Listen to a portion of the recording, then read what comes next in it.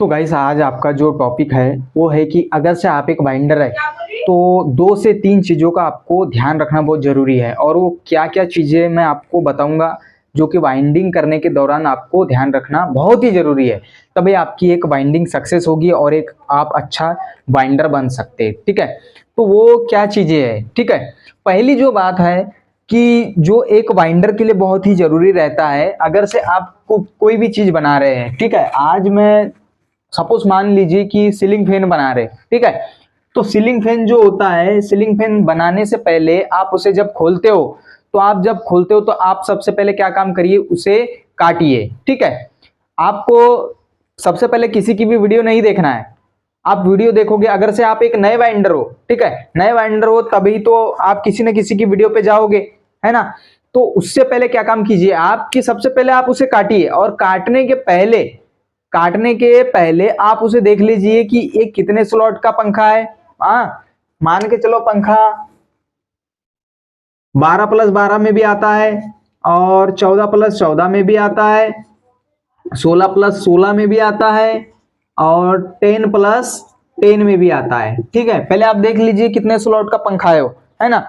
उसके बाद में क्या काम कीजिए, आप उसे काटिए, है ना। अगर से आप एक नए वेंडर हो तो सबसे पहले आपको काटना ही पड़ेगा, और काटने के बाद क्या काम करिए, आप उन सभी टर्न्स को, उसमें 2 वाइंडिंग रहती है किसी भी स्टेटर में। मान के चलो आपके पास एक ऐसा स्टेटर है। ठीक है, तो ऐसा जब स्टेटर होगा आपके पास में तो 2 वाइंडिंग मिलेंगी आपको। ये जो वाइंडिंग आपको गुथी हुई दिख रही है ये स्टार्टिंग वाइंडिंग है, और यहाँ पे जो गुथेंगे हम, यहाँ पे जो गुथेंगे वो रनिंग वाइंडिंग होगी। ठीक है, तो सबसे पहले आप इसे काटिए चाहे इसे काटिए, दोनों में से एक एक जो उसकी जो कॉइलें है उसको आप अलग कर लीजिए। रनिंग की कॉइलें अलग कीजिए। मान के चलो आपने रनिंग की कॉइल अलग कर दी, रनिंग की कॉइल और स्टार्टिंग की कॉइल, ये है स्टार्टिंग की कॉइल। ठीक है, आप रनिंग की कॉइल और स्टार्टिंग की कॉइल इन दोनों को गिनिए सबसे पहले। अगर से नए वाइंडर हो तो सबसे पहले गिनिए, आप इनके टर्न्स को गिनना ही पड़ेगा। अगर से आप कहीं भी सीखने जा रहे हो, कुछ भी कर रहे हो, सबसे पहले टर्न से गिनना ही पड़ेगा, तभी आपको नॉलेज आएगा, है ना। जब नॉलेज आएगा तभी आपको समझ में आएगा कि किसी पंखे में कितने टर्न्स डाले जाते हैं। अगर से आप किसी की और की बातें सुनोगे कि आप इसमें 350 टन से डाल दीजिए, या 370 टन से डाल दीजिए, या 90 डाल दीजिए, है ना, लेकिन आपके मन में क्या विश्वास रहेगा कि वास्तव में इसमें इतने टन्स होते हैं या नहीं। इसलिए आपको सबसे पहले टन्स गिनने ही पड़ेंगे किसी भी पंखे को काटोगे तो। ठीक है, आप सबसे पहले नए वाइंडर हो तो पंखा काटिए, टन से गिनिए, तभी आपको समझ में आएगा कि अब ऐसा नहीं कि आपको एक ही पंखा काटना है, कम से कम आपको 8 से 10 पंखा काट करके आपको उसके टन से गिनने ही पड़ेंगे। उसके बाद में क्या होगा, आपको नॉलेज आ जाएगा कि आप पंखा काट रहे हो तो उसमें टन्स एक पंखे में कितना निकला, फिर दूसरे में भी वैसी लगभग सेम निकल रहे, और उन दोनों के रनिंग और स्टार्टिंग के बीच में जो अंतर जो रहता है कितना निकल रहा है, तब आपको समझ में आ जाएगा। तो आप अपने दिमाग से भी कुछ कुछ डाटा बना सकते हैं। ठीक है, मान के चलो पहले जब आपने कोई भी पहला सीलिंग फैन काटा तो आपको 350 टन काय में मिल गए, रनिंग में मिल गए, और 300 जो 30 टन से, मान के चलो 330 टन से मिल गए स्टार्टिंग में, और 350 मिल गए रनिंग में। तो ये कंफर्म नहीं है कि दूसरा भी पंखा आप काटोगे तो इतने ही टन से मिलेंगे, ऐसा जरूरी नहीं है। आप अगर से दूसरा पंखा काट ली तो ये संख्या बदल सकती है, ये 380 हो सकती है और ये 350 हो सकती है। ठीक है, अगर आप ये सोचोगे कि उसके बाद में जो नए जो बाइंडर होते हैं उसके लिए दूसरी जो बात होती है, सबसे दूसरी बात जो होती है, वो क्या गलती करते हैं न्यू बाइंडर जो होते हैं, वो ये गलती करते हैं कि डाटा तो बनाएंगे, डाटा तो उनको ख्याल रहेगा, मान के चलो उनने सीलिंग फैन गुद दिया, ठीक है, सीलिंग फैन का वो ध्यान रख लिया उनने, लेकिन उसके साथ में आपको टेबल फैन भी बनाना है ना, टेबल फैन बनाना है, मोटर वाइंडिंग करना है। ठीक है, अब मोटर में भी बहुत सारी मोटरें आती है, सबकी स्टंपिंग अलग अलग रहती है, सबकी स्टंपिंग के हिसाब से आपको उसमें डाटा डालना रहता है। ठीक है, ऐसा नहीं कि आपने एक मोटर में जो डाटा डाल दिया अगले भी इसमें वही डाटा डालना है, नहीं, सब मोटरों में अलग अलग डाटा डालना है। अगर से नहीं वैसा नहीं करना है तो आपके पास सिंपल सा फार्मूला है। क्या? इसके पहले भी मैंने वीडियो में बताया था, अगर से आप नए वाइंडर हो तो उसके लिए आप एक बात का ध्यान रख लीजिए कि आप मोटर को लाइए अपने पास में, उसे काटिए और काटने के बाद में उसमें जो जितना भी टन से निकल रहा है आप उतने ही टन से डालिए और जो गेज निकल रहा है वो ही गेज डालिए, तो आपकी जो मोटर है सक्सेस हो जाएगी। ठीक है, अब आपको वैसा नहीं करना, मान के चलो तो काटना तो पड़ेगा ही, आपको काटने के बाद में गिनना भी पड़ेगा और गिनने के बाद में आपको गेज भी चेक करना पड़ेगा, तभी आपको अनुभव आएगा किसी भी अगली मोटर को बनाने के लिए। तभी आप समझ पाओगे कि ये जो पहली जो मैंने मोटर बनाया था उसके बाद में दूसरी मोटर जो मेरे पास में आई है उसकी स्टंपिंग कितनी है, उसका गेज कितना है, उसका SWG कितना है, उसमें कितने टन्स लगे हुए, तभी आप दूसरी मोटर को भी बना पाओगे। उसके लिए क्या करना है, तीसरी बात जो होती है उसके लिए आपको क्या करना है, सबसे पहले न्यू वाइंडर के लिए बहुत ही जरूरी बात क्या होती है कि आपको ये जो इस प्रकार से जो डायरी है, आपने ये डायरी ले लेना है सबसे पहले, और डायरी लेने के बाद में क्या काम करना है, इसमें ये जो दिख रहा है ये और ये, हमने इस डायरी में पूरा जो डाटा है, हमने जितनी मोटरें बनाई है, जितने पंखे बनाए हैं, जितने कूलर की किट मोटर बनाई है, जितनी एग्जॉस्ट फैन बनाया है, सबका हमने इस डायरी में डाटा नोट करके रख लिया है।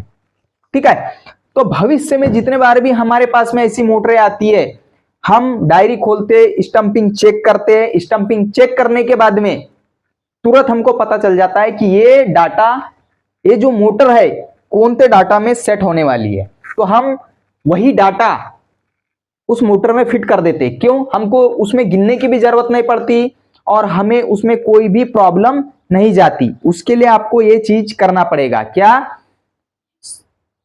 उसके लिए आपको क्या करना पड़ेगा कि इस प्रकार से डाटा तैयार करना पड़ेगा, और डाटा तैयार करने के लिए आपको थोड़ा समय लगेगा। और समय कैसे लगेगा कि आप जिस प्रकार से बनाते जाओगे धीरे धीरे और मोटर को काट करके बनाते जाओगे तो आपको ज्यादा अनुभव आएगा और ज्यादा आप मोटरें बना सकते हो, और आपको पता भी चलेगा कि कौन सी मोटर में कितना गेज सेट होगा। ठीक है, इसलिए आप मोटर को काटिए, बनाइए, और कोई भी पंखा हो, कोई भी सीलिंग फैन हो, कोई भी चीज हो, सबसे पहले आपको उसको काट करके गिनना ही है।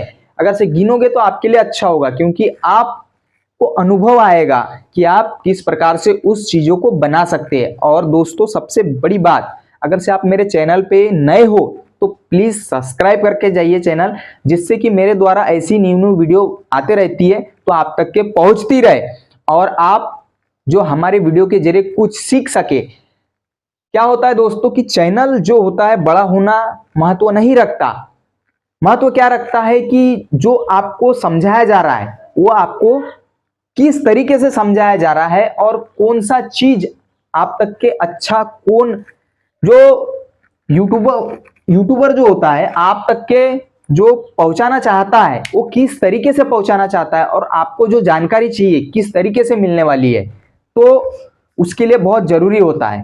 ठीक है, तो इसीलिए गाइस क्या है कि आपको चैनल को मेरे सब्सक्राइब करना पड़ेगा। अभी ये वीडियो खत्म नहीं हुआ है दोस्तों, वीडियो खत्म नहीं हुआ है, मैं इसलिए बोला क्योंकि आप लास्ट में जाकर के सब्सक्राइब नहीं करते हो, इसलिए मैं बोल दे रहा हूं। ठीक है, अभी वीडियो खत्म नहीं हुआ है, वीडियो में बहुत कुछ है अभी बताने के लिए आपको कि किस प्रकार से आप किसी भी, तीसरी जो बात है वो बताना है किस प्रकार से आप सरल तरीके से बना सकते। ठीक है, तो किसी भी सीलिंग फैन को आपको बनाना है तो उसके लिए स्टंपिंग बहुत जरूरी चीज होती है। अब स्टंपिंग में बता देता हूं आपको, जो ये जो है स्टंपिंग, ठीक है, यहां से लेकर के यहां तक के जो स्टंपिंग होती है, इसी के द्वारा आपका सीलिंग फैन का, इसी के द्वारा आपके सीलिंग फैन का डाटा तैयार होता है।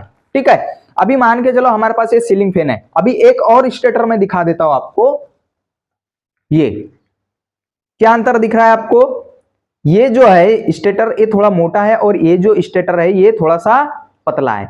ये जो मोटा है ये जो थोड़ा सा पतला है। आप इन दोनों में अलग अलग जो डाटा सेट होगा, इसमें अलग डाटा सेट होगा, इसमें अलग डाटा सेट होगा, ये बात आपको ध्यान रखना है। इसमें अलग डाटा सेट होगा, इसमें अलग डाटा सेट होगा। इसीलिए आप चाहे तो स्टंपिंग के हिसाब से जाइए, और ये जो चीजें है ये आपको कब समझ में आएगी, जब आप अच्छे से बाइंड करना सीख जाओगे और अच्छे से आप पंखे को काटोगे, उसमें से आपको टन्स निकलेंगे, वो आपको समझ में आ जाएगा आप कितने टन्स निकाल रहे हो, कितने टन्स मार रहे हो और कौन सा SWG मार रहे हो। ज्यादातर जो पंखे होते हैं दोस्तों सीलिंग फैन में, ये जो होते हैं सीलिंग फैन जो पंखे होते हैं 36 नंबर प्लस 35 नंबर, इन दो ही तारों से ज्यादातर गूंथे जाते हैं, इसमें कोई तीसरा तार नहीं रहता, ठीक है।